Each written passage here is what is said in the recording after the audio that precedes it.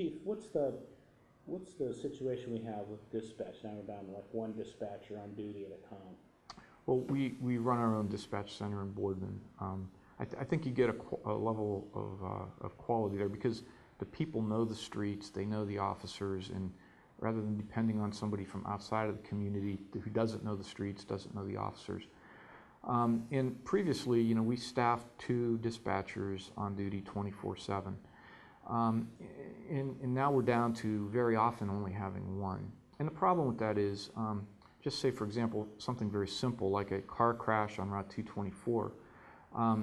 When the phones light up because of that car crash, we don't just get 1 call. We may get 40 calls. And so we have 1 person trying to answer 40 calls before the people get frustrated and hang up because nobody answered the phone. And they have to answer all 40 calls because any one of those 40 could be another emergency somewhere else in town, somebody desperately needing help. And so frequently I beg people, I beg our public and our block watches to call the police when you see something wrong, call. And I get this comment frequently that, well, the dispatcher was rude when I called.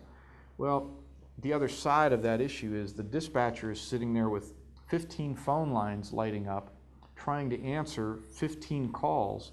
And so typically it goes something like this: Boardman Police, what is your emergency?